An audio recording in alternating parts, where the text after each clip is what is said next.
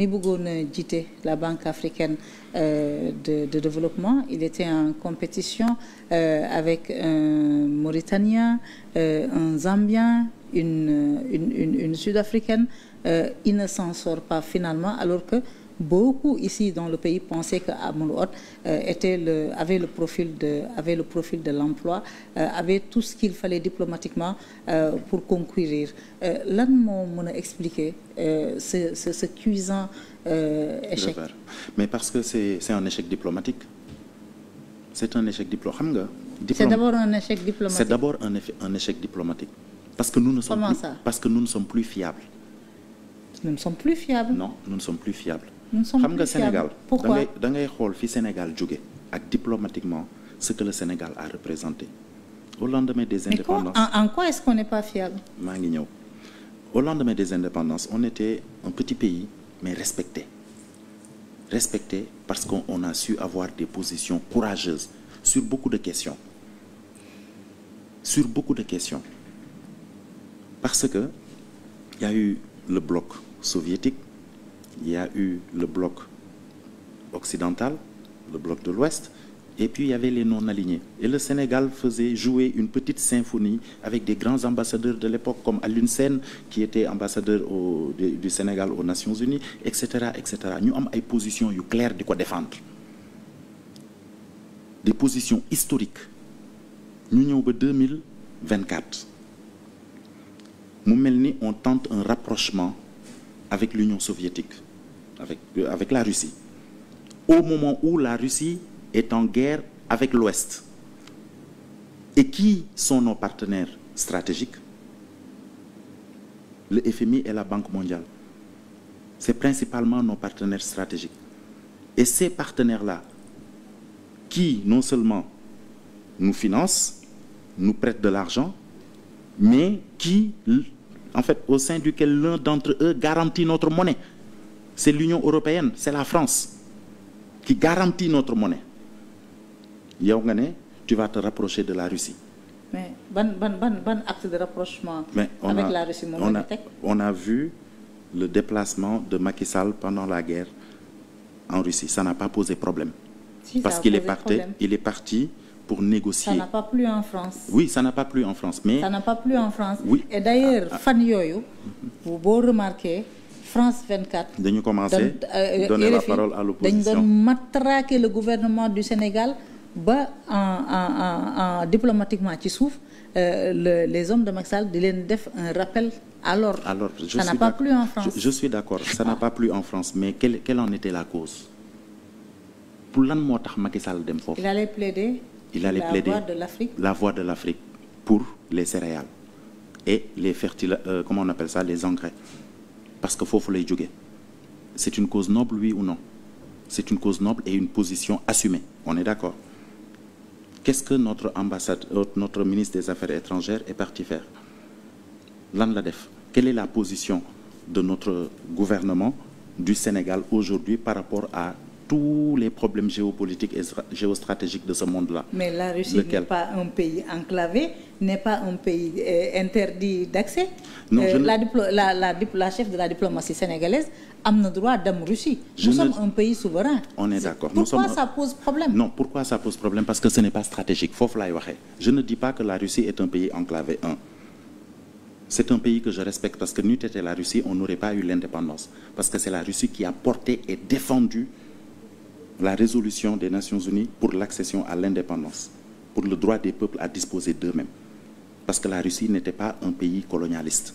Je respecte la Russie. Mais amna fo xamni bo fa tollo tu défends tes intérêts. Xam nga lan moy sa intérêt? Avec qui tu es en affaires? Quel est l'apport de la Russie dans l'économie du Sénégal? Quel est l'apport de l'Occident dans l'économie du Sénégal? Qui tient quelque part, qui nous permet de tenir debout? Qui a toujours financé nos grands projets? Kan moy suñu partenaire historique?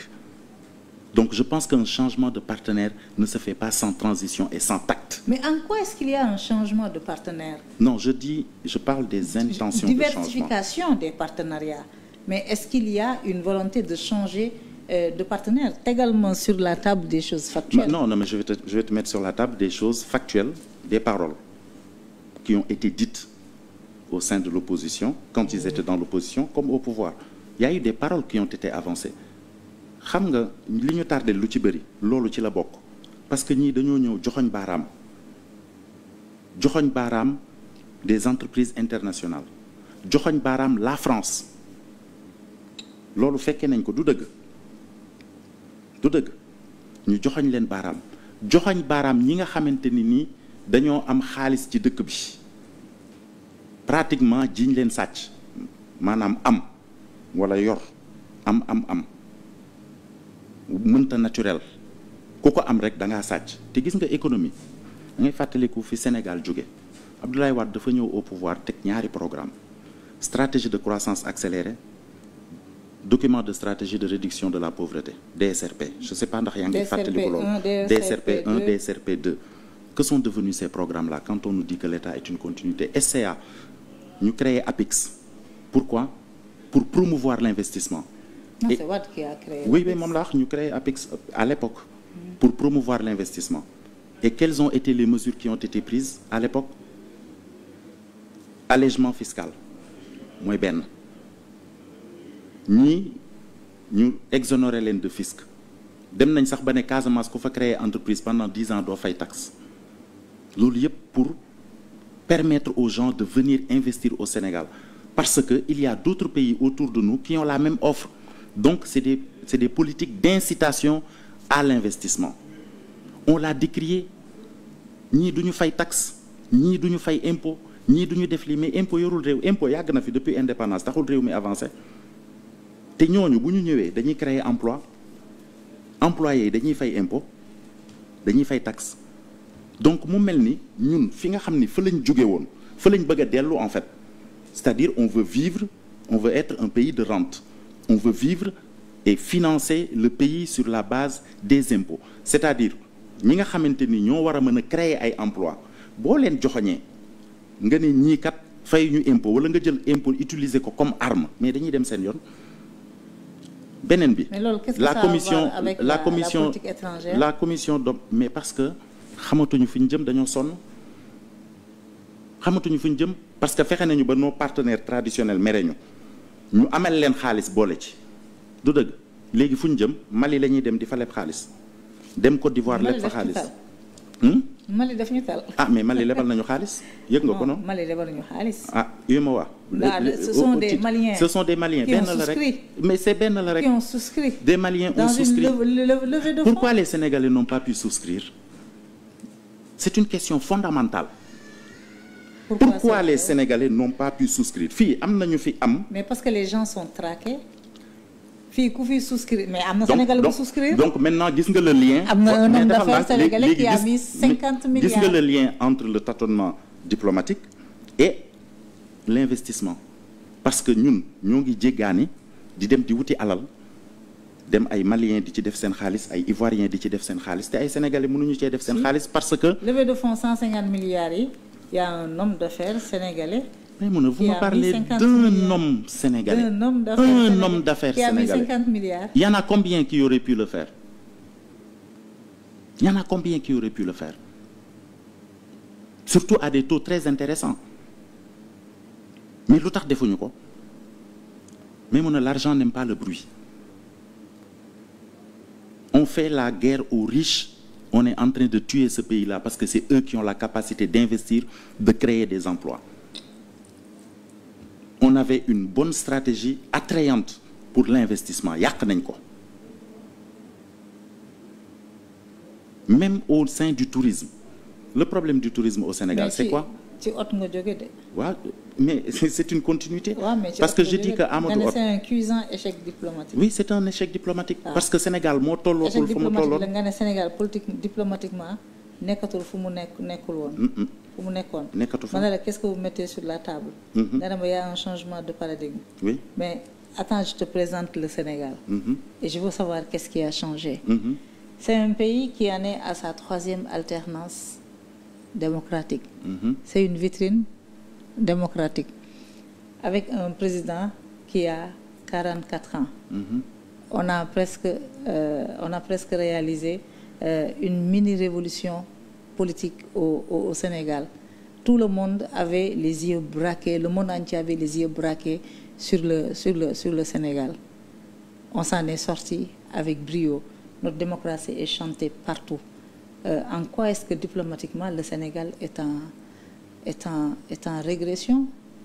Est-ce que c'est la première fois qu'un Sénégalais se présente à un poste mu ñàkk élection bi? Est-ce qu'il faut réduire la diplomatie sénégalaise à cet échec-là? Non, on ne peut pas réduire la diplomatie sénégalaise à cet échec-là. Deuxièmement, Maimouna, il me plaît de te rappeler que Sénégal musuñu dem élection bu sedd 88 dafa tàng jëpp. 93 non, c'est-à-dire ça dépend des acteurs ak ña ko fekkee. 88 dafa tàng jëpp 93 tàng jëpp 2000 tàng jëpp 2007 noonu 2012 noonu am déet. Donc c'est pas la première fois. Xam nga lu tax?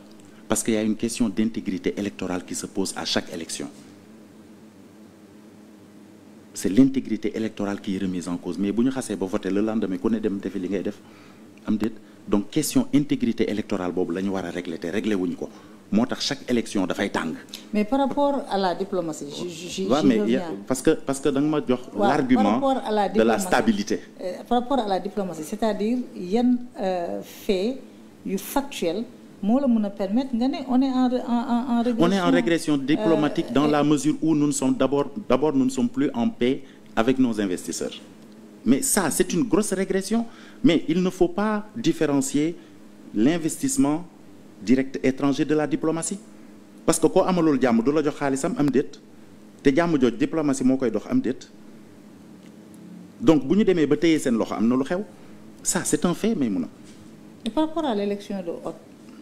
Mais par rapport à l'élection de Hott. Qu'est-ce que les autorités n'ont pas fait? Xam nga mënoo jël Amadou Hott génne ko de la trajectoire du Sénégal. Pourquoi? Parce que c'est la Banque africaine de développement. On est d'accord. C'est une affaire de diplomatie d'abord et avant tout. Dañ lay wóolu. Le Sénégal ne rayonne plus. Parce que bu ñu demee ba la Mauritanie di damer le pion au Sénégal, c'est pas la même chose, c'est pas la première fois. À la CAF, kan moo ñu damer le pion? C'est pas la Mauritanie. C'est la Mauritanie. Le Sénégal n'attire plus. Le Sénégal ne fait plus confiance. Te loolu ay fait moo ko indi.